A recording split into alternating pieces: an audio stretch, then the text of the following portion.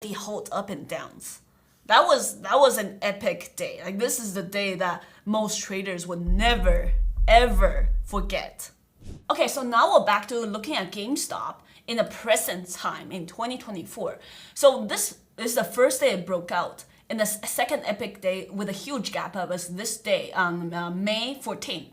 Now I did trade this thing on May 13th, the day before on a Monday, and I swung some of the stock overnight from I think my average. I didn't have that great in the average, but still $32.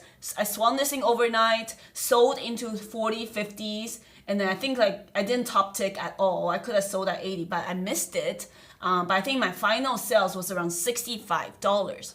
Now, the first trade with the swing trade, that was already like we're talking about 30-point overnight gain.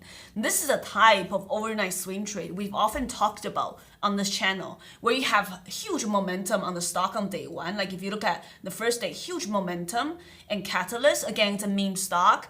Roaring Kitty tweeted about it the day before. Meme stock gapping up. And it was closing decent on the day. You still held most of the overnight gap up. And that's where I took the swing trade into the open. Now the next day, how I traded it is I wanted to long the stock. I'm buying the dips. I do not want to buy breakouts on this kind of thing. I want to buy the dips and short as the stock forms the backside, because that's what we saw. Remember on the 2021 chart.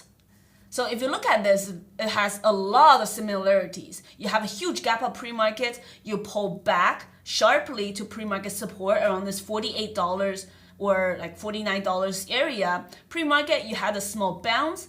Pre-market, I'll put like the 2021 chart on the side so you can see the similarity.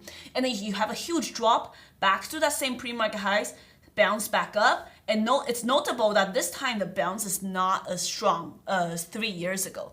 Back then, this pre-market low bounce went all the way back to pre-market highs area, $70. And then you can see it couldn't reclaim VWAP and slowly faded and broke down this support and pulled back down into midday. And then you have a slow increase again afternoon.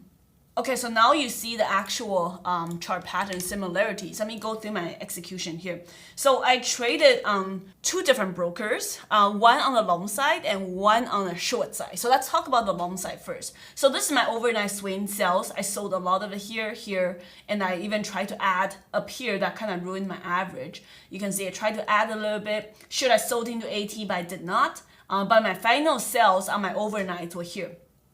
I even added some on the buying the dip. So this is a sharp pullback pre-market we talked about. I bought the dips against VWAP, and then this time I'm selling into the breakout. So by the open, I have already sold all my long position.